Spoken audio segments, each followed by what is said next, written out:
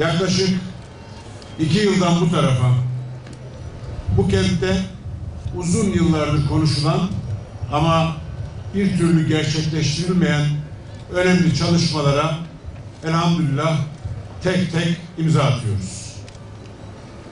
Sayın Cumhurbaşkanımız, hükümetimiz ve değerli bakanlarımızın önemli destekleriyle Van halkını uzunca bir aradan sonra yeniden gerçek belediye hizmetleriyle, yerel hizmetlerle buluşturmanın, kavuşturmanın gururunu yaşıyoruz.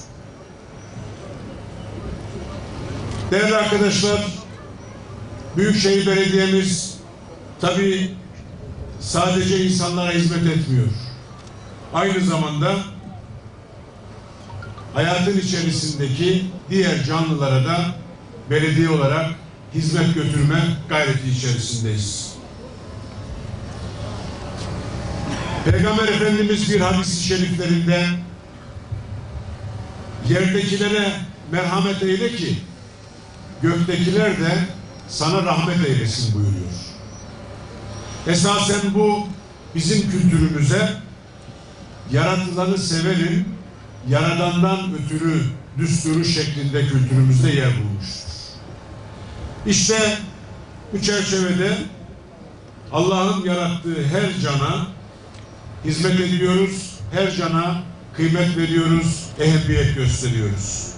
Bugün burada açılışını yapacağımız hayvan bakım ve rehabilitasyon merkezi bu manada sokak hayvanlarına dönük belediyemizin hayvanlara ve diğer canlılara verdiği önemin ehemmiyetinden önemli bir göstergesidir. Hayvan bakım ve rehabilitasyon merkezimiz bölgenin Doğu ve Güneydoğu Anadolu bölgesinin en önemli, tam teşekküllü, en modern tesislerinden bir tanesi olma özelliği taşıyor. Bizim arkadaşlarımız Sağlık Daire Başkanlığımıza göre en teşekküllüsü, en mükemmeli şu anda hizmete açacağımız tesis. Bu tesisin yapımı değerli Hazır'ın 2015 yılında başladı. 2017 yılında biz belediyeyi devraldığımızda geldiği seviyeyle bugün biraz sonra inşallah hep beraber göreceğiz. Ulaştırdığımız seviye arasında hem anlayış bakımından, hem fiziki imkanlar bakımından, hem araç gereç ve personel bakımından çok büyük bir fark var. Buraya Büyükşehir Belediye Başkanı olarak bizzat ben çok ciddi önem veriyorum, vermeye devam edeceğiz. Toplamda 10.000 metrekare üzerine kurulu, 3.550 metrekare kapalı alana sahip bu merkezde 4 tane veteriner hekimimiz var, 2 tane ameliyat personeli var, 6 hayvan toplama personeli var, 10 hayvan bakıcısı, 3 şoför, 3 bekçi, 1 bahçıvan, 2 de büro görevlisi. Toplamda 31 personel burada çalışıyor değerli arkadaşlar. Bu sayıyı biz devraldığımızda herhalde 10 yoktu. Ama yine de ihtiyaç varsa bizim öncelikli hizmet alanlarımızdan biridir. Yine de personel ihtiyacı olursa bunu da kısa zamanda tamamlayacağız. Burası toplamda 220-225 sokak hayvanına aynı anda hizmet verebilecek, onları barındırabilecek kapasitede büyük bir merkez. Ve tesisimiz tıbbi cihaz ve personelleriyle modern bir hayvan hastanesi statüsünde hizmet verecek inşallah.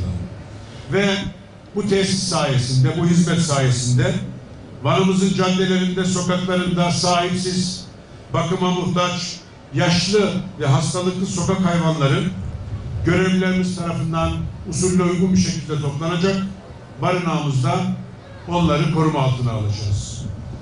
Ve veteriner hekimlerimiz tarafından bu hayvanlar tedavi edilecekler, birkaç gün misafir edilecekler, kontrol altında tutulacaklar.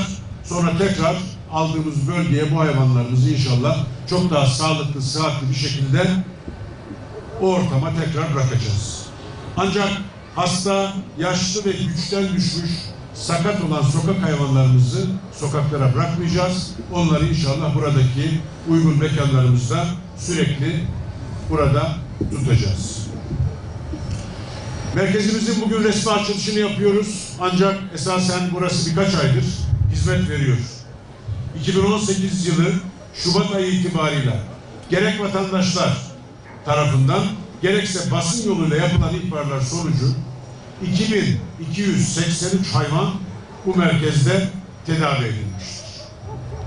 850 hayvanın kısırlaştırma, küpeleme, çip ve aşıları da ayrıca gerçekleştirilmiştir. Tedavi edilerek sağlıklarına, sıhhatlerine kavuşturulan 44 sokak hayvanı vatandaşlarımıza sahiplendirilmiştir. Şu anda da tesisimizde koruma altında olan, tedavileri yapılan ve sahiplendirilmeyi bekleyen gerek köpeklerimiz, gerek kedilerimiz var. Buradan vatandaşlarımıza, hayvansever insanlarımıza sesleniyoruz. Lütfen buradaki sahipsiz hayvanları sahiplenmek için tesisimize müracaat ediniz.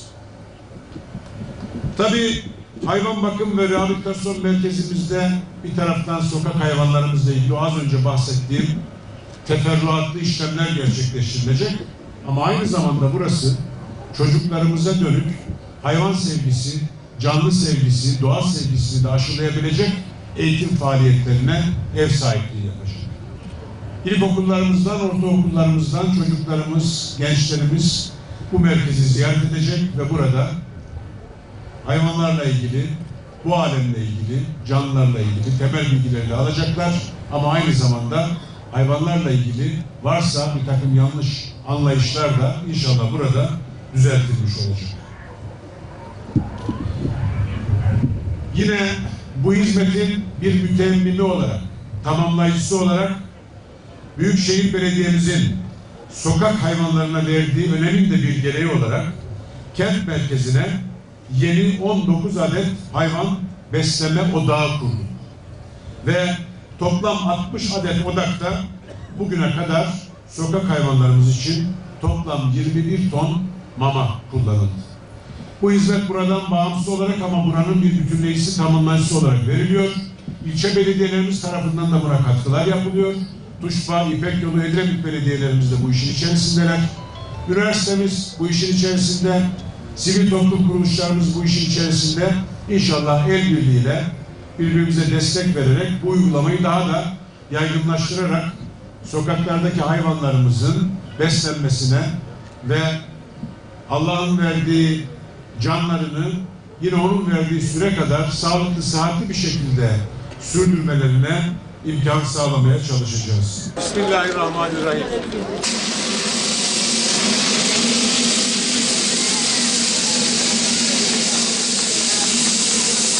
Evet. Burada bütün gerekli taşlarımız var. Şimdi Bayan Başkanım, bak hayvanların dişlerinin önce olanlar tedavisi devam eden hayvanlar. Evet. Onların köklerini şu iç tarafta oynalı, sağlam olan bankalı,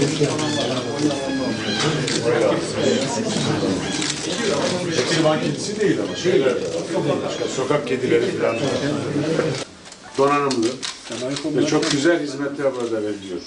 Verilmeye de devam edecek.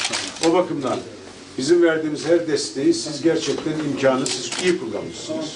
Avantaja çevirmişsiniz. O nedenle buraya pozitif ayrımcılık yapmaya devam edeceğiz. Geçen sağdaki vakayı çözebildiniz mi efendim? Sağdaki gözünden saplamışlar Sayın Valim. Maalesef. Soldakini anladınız mı Sayın Valim? Yok, bunu görmedim.